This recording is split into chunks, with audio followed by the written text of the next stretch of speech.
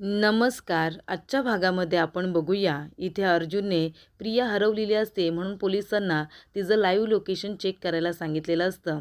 तेव्हा इथे इन्स्पेक्टर साहेबांचा आता अर्जुनला फोन येतो. तेव्हा ते म्हणत असतात की प्रियाचं लाईव्ह लोकेशन रविराज काकांच्या घराजवळचंच आहे. तेव्हा अर्जुनला धक्का बसतो. तो म्हणतो, काय, तन्वीचं लाईव्ह लोकेशन रविराज सरांच्या घराजवळचंच आहे?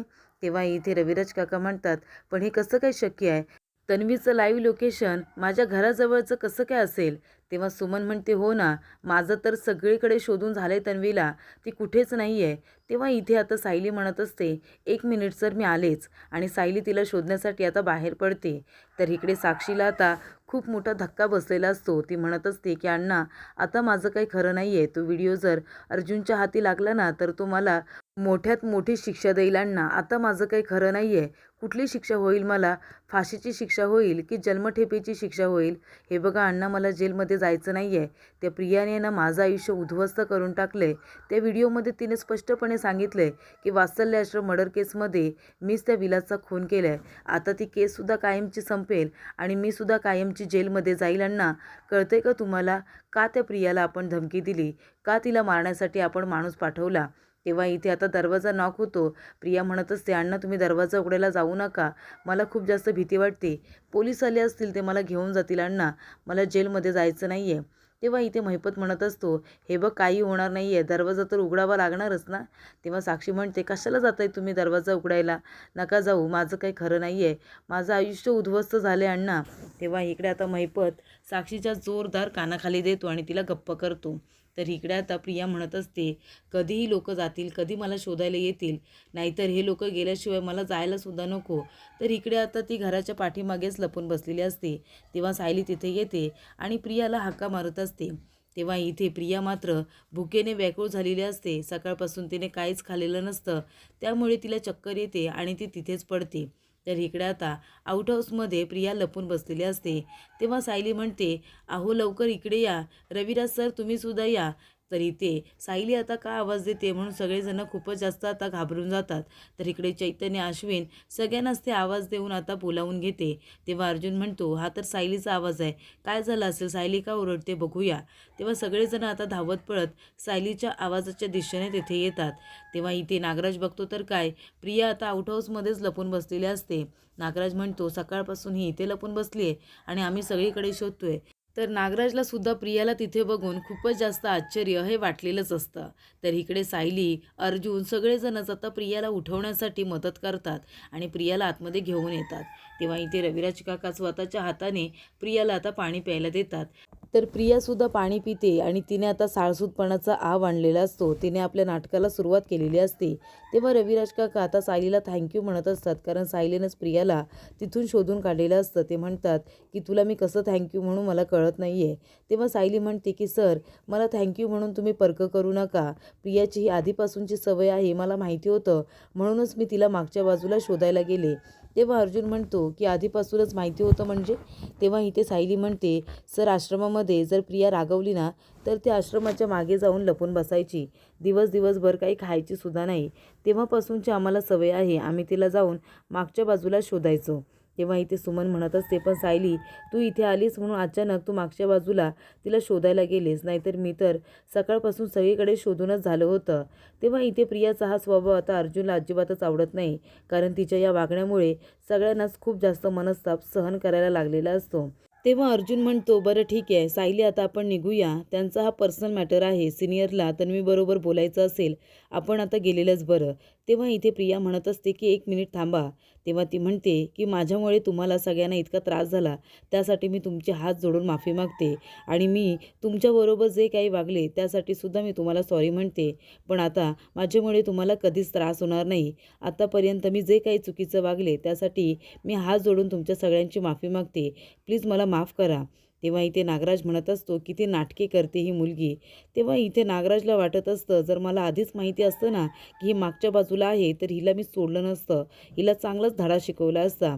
तेव्हा अर्जुन म्हणतो, सायली आपण निघूया, मला आता तन्वीचं तेच बोलणं ऐकायचं नाही आहे, मला इरिटेट होतं आहे, आपण इथून निघून गेलेलंच बरं. तेव्हा आता सगळेजण जात असताना सायली म्हणते 1 मिनिट, आणि सायली म्हणते, नागराज काका, जेव्हा हे आम्हाला सगळ्यांना व्हिडिओ दाखवत होते तेव्हा तुम्ही कुठे गेला होता? तो व्हिडिओ प्रियाने तुम्हाला आधीच पाठवला होता का? बघितला होतात का तो व्हिडिओ तुम्ही? तेव्हा इथे नागराज म्हणतो, कुठला व्हिडिओ? म्हणजे मी माझ्या मित्रांना फोन केला होता ना प्रियाला शोधण्यासाठी, तेव्हा मला माहिती नाही तो कुठला व्हिडिओ आहे. तेव्हा इथे अश्विन म्हणतो, दादा तो व्हिडिओ जरा दाखवतोयस का नागराज काकाला? तेव्हा इथे अर्जुन आपला मोबाईल काढतो आणि नागराजकडे देतो. तेव्हा नागराज तो व्हिडिओ बघतो आणि त्याला खूपच जास्त आश्चर्य वाटतं, कारण त्या व्हिडिओमध्ये आता जे काही प्रिया आधी बोललेले असते त्याचा एक शब्दसुद्धा नसतो. तर आता अर्जुनला पाठवलेल्या व्हिडिओमध्ये इथे प्रियाने माफी मागितलेली असते. ती म्हणते की अर्जुन मला माफ कर, मी तुला आणि सायलीला जो काही त्रास दिला त्यासाठी मी तुझे हात जोडून माफी मागते. मी कॉन्ट्रॅक्ट मॅरेजचा विषय पूर्णाजी समोर काढायलाच नको होता, त्यामुळे तिलासुद्धा त्रास झाला. तेव्हा इकडे प्रिया म्हणत असते की आता माझ्यामुळे तुम्हाला कुठल्याही प्रकारचा मनस्ताप होणार नाही आहे, कायमचा हा मी मनस्ताप संपवून टाकणार आहे, तो सुद्धा कायमचा. तेव्हा नागराज म्हणत असतो, अच्छा म्हणजे अर्जुनला हिने हा व्हिडिओ पाठवला आहे आणि आम्हाला घाबरवण्यासाठी तो व्हिडिओ पाठवला आहे, किती चलाक मुलगी आहे ही.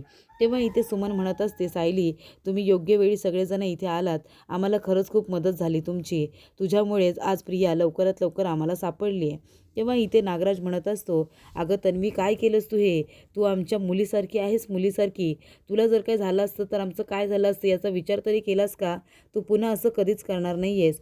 तेव्हा रविराज काका म्हणतात, हे बघ तन्वी बाळा, मी तुला रागाच्या भरात जे काही बोललो ना त्यासाठी खरंच सॉरी, मी तुला पुन्हा असं कधीच बोलणार नाही, पण तू सुद्धा असं आता विचित्र वाईट कधीच वागायचं नाही आहे. तेव्हा इथे प्रिया म्हणते, सॉरी बाबा, प्लीज मला माफ करा, मी सुद्धा पुन्हा असं कधीच करणार नाही आहे. तेव्हा प्रिया आपल्या मनामध्ये म्हणत असते, याला म्हणतात एका दगडात 2 पक्षी मारणं. तर एका व्हिडिओमुळे हा रविराज सरळ झाला आणि दुसऱ्या व्हिडिओमुळे महिपत, नागराज आणि साक्षी आता तिघेही सरळ झाले असतील.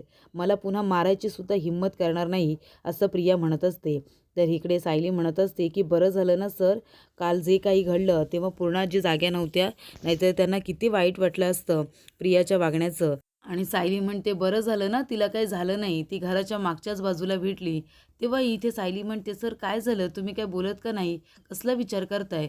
तेव्हा अर्जुन म्हणतो की ह्या तन्वीचं वागणं आहे ना नेहमीच इरिटेटिंग असतं, दुसऱ्याला त्रास देणारं असतं. तिच्या वागण्याचा प्रत्येकाला मनस्ताप होतो, तरीसुद्धा कुणी काही बोलत नाही तिला.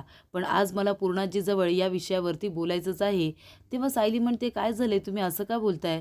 तुम्ही रागावले आहेत का? हे बघा, तुम्ही पूर्णाजीला त्रास होईल असं काहीच बोलायचं नाही आहे. तुमच्या मनात काय चाललं आहे ते सांगा बरं मला.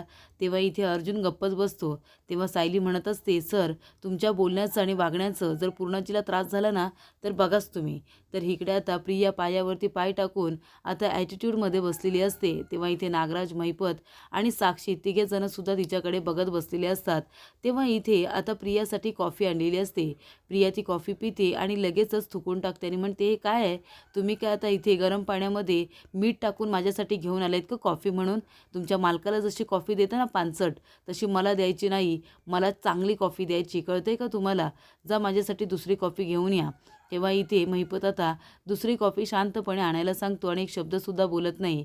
तेव्हा इथे प्रिया म्हणत असते, काय झालं तुम्हाला, माझ्याकडे असे बघत का उभे राहिलात तुम्ही? साक्षी, नागराज तुम्ही बसा ना इथे, आणि अण्णा रिलॅक्स व्हा, तुम्ही घाबरताय कशाला? कालपर्यंत तुम्ही मला मारण्यासाठी माणूस पाठवत होतात आणि आता तिघेही माना खाली घालून माझ्याकडे बघत बसलाय. तिघेजणंसुद्धा तुम्ही रिलॅक्स राहा, मी तुम्हाला काहीच करणार नाही आहे. मी काय, तुम्ही जसं मला माणूस पाठवलं मारायला तसं तुम्हाला माणूस मारायला पाठवणार नाही आहे. तर इकडे सायली आहे, त्याने म्हणते, चला पूर्णाजी नाश्ता तयार आहे, नाश्ता करून घ्या.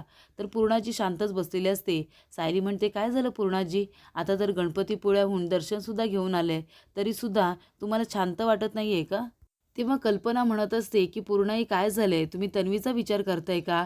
हे बघा, तिच्या वागण्याचा तुम्ही विचार करू नका, ती तशीच विचित्र वागत असते. तेव्हा पूर्णाजी म्हणत असते, पण तिच्यामध्ये प्रतिमाचा एकसुद्धा गुण कसा काय नाही आहे? ती प्रतिमाची आणि रविराजची मुलगी आहे ना, तिच्या काही चुकांवरती मी पांघरून घालते, पण नेहमीच तसं करता येणार नाही ना. तेव्हा इथे आता अस्मिता म्हणत असते, पण पूर्णाजी तूच तर सांगितलेस ना तिला की इथे येऊ नकोस म्हणून, तू शपथसुद्धा दिलीस तिला. तेव्हा अर्जुन म्हणत असतो, पण त्याचा काहीतरी उपयोग उपयोग होणार आहे का? कारण आत्तापर्यंत तन्वी जे काही वागत आली आहे ना, पूर्णाजीने तिच्या सगळ्या चुका पाठीशीच तर घातलेल्या आहेत ना आणि म्हणूनच तिची हिंमत ही दिवसेंदिवस वाढत गेलेली आहे. तेव्हा पूर्णाजी म्हणत असते, म्हणजे तुला काय म्हणायचं अर्जुन? तन्वीच्या या वागण्याला मी प्रोत्साहन करते का? मी तिला पाठिंबा देते.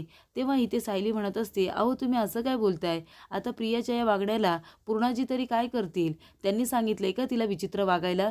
तेव्हा अर्जुन म्हणत असतो, की पहिल्यांदा जेव्हा ती विचित्र वागली होती ना, तुला त्रास देण्याचा प्रयत्न केला होता, तेव्हाच पूर्णाजीने तिला चांगला एक धडा शिकवायला हवा होता.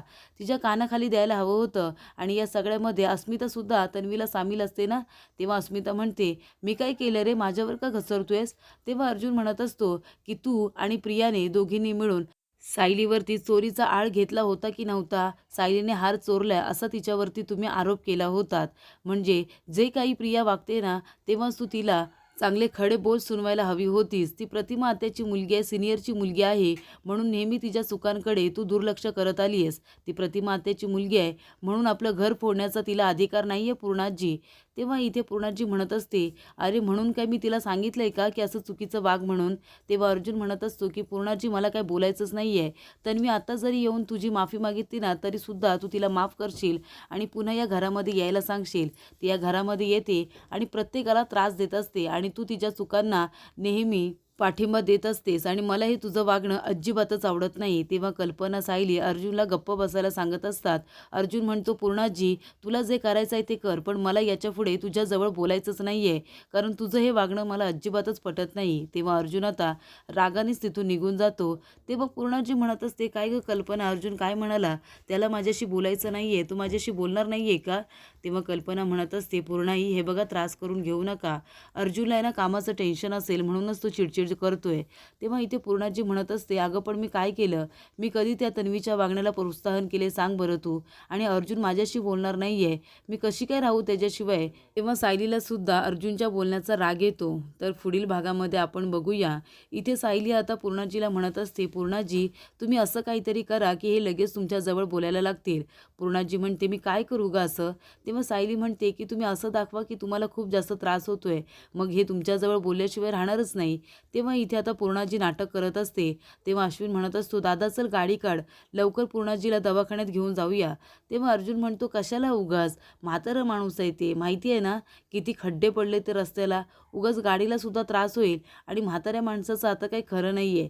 तेव्हा इथे पूर्णाजी म्हणत असते, ए अर्जुन कुणाला म्हातारी म्हणालास? म्हातारी तुझी आजी. तेव्हा इथे पूर्णाजीला काही झालेलं नसतं. तेव्हा इथे प्रताप काका म्हणतात, की पूर्णाई तू हे नाटक केलं होतंस? आणि तेव्हा अर्जुन म्हणत असतो, आणि आजच्या पूर्णाजीच्या नाटकाला माझ्या बायकोने सुद्धा मदत केलेली आहे. तेव्हा इथे अर्जुन सायलीचा हात पकडतो आणि तिला सुद्धा पुढे आणून उभं करतो.